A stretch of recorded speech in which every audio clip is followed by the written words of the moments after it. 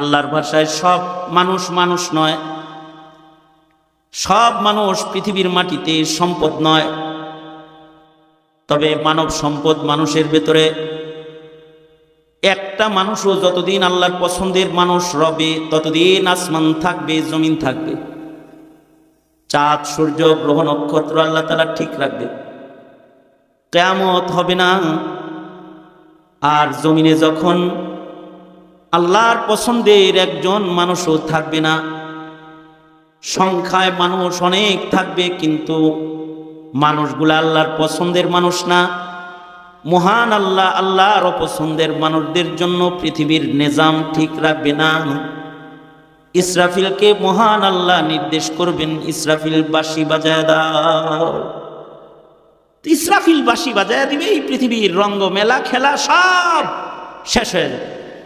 অথচ তখনও কিন্তু জমিনে কোটি কোটি কোটি কোটি মানুষ থাকবে, কিন্তু আল্লাহর পছন্দের মানুষ থাকবে না। তো কিয়ামত সংগঠিত হবে।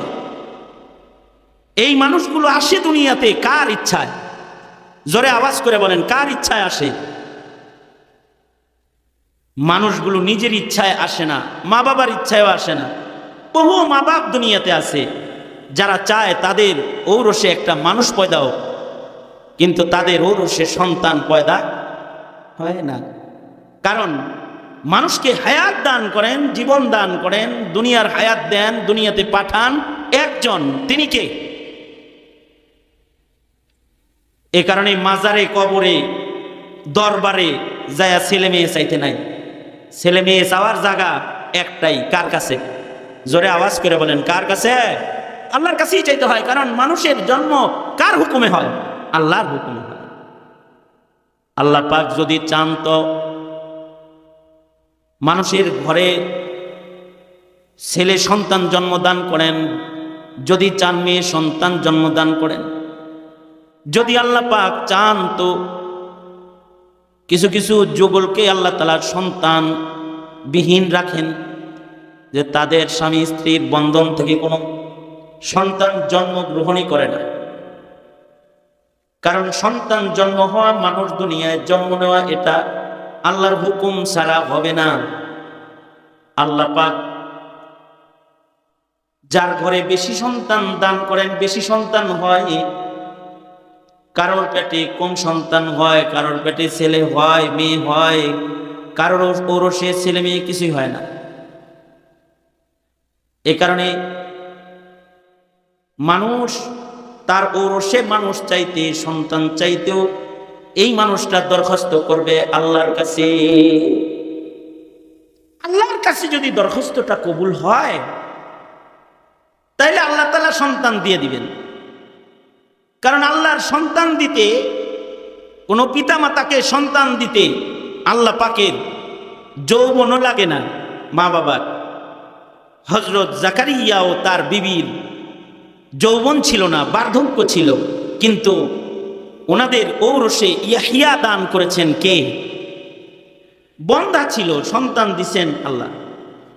হযরত মরিয়ম, কোন পুরুষের স্পর্শ ওনার সাথে হয় নাই, কিন্তু ওনার পেটে যুগশ্রেষ্ঠ এক পয়গম্বর দান করেছেন কে? জোরে আওয়াজ করে বলেন, আল্লাহ তাআলা দান করছেন। বিয়াও লাগে নাই।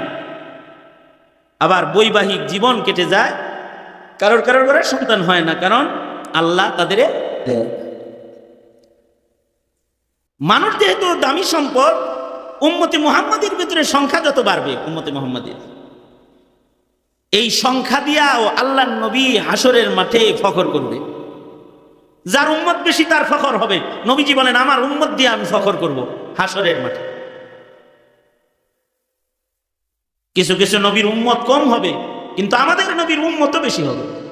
এজন্য আল্লাহর রাসূল নির্দেশনা দিয়েছেন, এই আমার উম্মতেরা, তোমরা আমার উম্মত বৃদ্ধি করার জন্য ওই খানদানে বিয়ে করো, ওয়াদুদ আল ওয়ালুদ, যাদের বাচ্চা কাচ্চা বেশি হয় সে ঘরের মেয়েরে বিয়ে করো। সুবহানাল্লাহ, কত সুন্দর দিক নির্দেশনা নবীজির, যে যেই খানদানে মেয়েদের বাচ্চা বেশি হয় তাদেরকে বিয়ে করো, ওয়াদুদ ওয়ালুদ। কিন্তু এখন বিয়ে শাদী হয়, কিন্তু সন্তান যত কমানো যায় এই প্রচেষ্টা চালু রেখেছে জমিনের উপরে একটি চক্র। একটা সময় গেছে, তখন স্লোগান ছিল বেশি সন্তান লাগবে না, মাত্র 2 জন হলেই চলবে। ইদানিং দেখবেন দেয়ালে লেখা আছে এত সন্তান নয়, একটাই যথেষ্ট।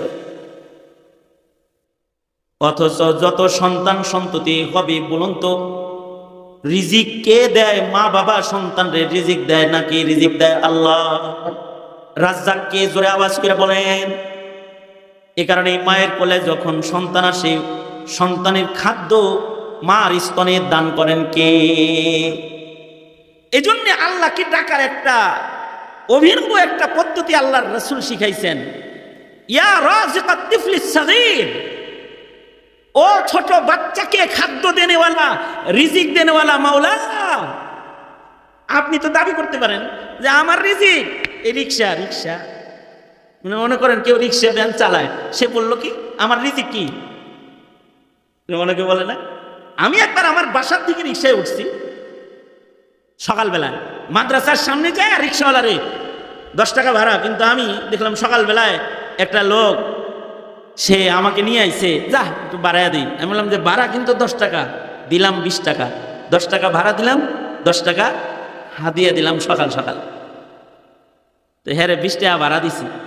কামটা করলো কি আমার সামনেই 20 টাকার নোটটারে ধইরা হ্যান্ডেলের ভিতরে বাড়ি মেরা চুমা মারছে। যখন চুমা দিছে হ্যান্ডেলের ভিতরে, আমি তো টাকাটা টান দিয়ে লই নিছি। আমি বললাম হ্যান্ডেলে চুমা দিলেন কে? হেটা কোনাকে রিক্সার হ্যান্ডেলে এরকম করলেন কেন? এটা আগে কোন। টাকা টান দিয়ে লই নিছি না, চেতে গেছে কিন্তু চেতে কয় রিজিক রিজিক, এটা রিজিক। আমি বললাম তো ইমান যাওয়ার কায়দা হইতেছে, এইটা রিজিক না, রিজিক জমিনে না। অফিস সামা ইরিজকুকুম, আমাদের রিজিক কি জমিনে নাকি আসমানে? জোরে বলেন, আরো জোরে করে বলেন, জোরে করে বলেন কোথায়? রিজিক তো আসমানে। আল্লাহ তাআলা আসমান থেকে রিজিক জমিনে পাঠায়। জমিনে মানুষ যেরকম হয়, রিজিক জমিনে ওই রকম পাঠায়। দেখেন মানুষ বাড়তেছে তো রিজিক বাড়তেছে। রিজিক যদি না বাড়তো তাহলে এক সময়ের বইয়ের ভিতরে লেখা ছিল 9 কোটি মুসলমানের দেশ বাংলাদেশ, এরপরে আছে 10 কোটি মুসলমানের দেশ বাংলাদেশ। এক সময় লেখা ছিল আরো বেশি, এখন আইতে আইতে কত হয়েছে? হ্যাঁ, ডবল হয়েছে না? 18 কোটি মানুষ কিভাবে থাকবে? আল্লাহ তাআলা মানুষের মাথায় বুদ্ধি দান করেছেন, বুদ্ধি দিচ্ছেন। এখন 5% জমিন রে 5-10-এ 50% বানানোর বুদ্ধি দিচ্ছে। যদি 10 তলা একটা বিল্ডিং যদি হয়, এক এক ছেলের এক এক তালা দিছে, জমিন আসলে ছিল কতটুকু? হ্যাঁ, 5 শতক। সন্তান সন্ততি মনে করেন 10 ছেলে, বিল্ডিং করছে 10 তালা। এই 5 তালাই কয়জনকে দিছে? 5% কয়জনকে দিছে? হ্যাঁ, জমিন কি কমছে না বাড়ছে? ধীরে ধীরে খালি বাড়তেছে। আগে 40 তালা 50 তালা ছিল না, এগুলো এখন বাড়তেছে। জমিন প্রশস্ত হইতেছে। আগে 1 বিঘা জমিনে যে চাষাবাদ হইতো, এখন আধা বিঘার ভেতরে সে চাষাবাদ বিজ্ঞান করে। এমনকি এখন আসছে হাইব্রিড, অল্প সময়ে রিজিক সামনে চলে আসবে। ছোট মাছ এটারে বড় বানায় ফেলাইছে, ছোট কলা রে বড় বানায় ফেলাইছে। এই রিজিকগুলা সব আসমান থেকে মহান আল্লাহ দান করতেছে। ছাদের উপরে ছোট্ট ফুলের টবের ভেতরে গাছ লাগায়া সেখান থেকে লাউ খায়। আসলে এই টপের মাটির ভেতরে আসমান থেকে লাউ দান করতেছেন কে? অফিস সামা ইরিজকুকুম, রিজকের মালিক আল্লাহ, রিজিক দাতা হলেন আল্লাহ। কিন্তু এ তো রিকশার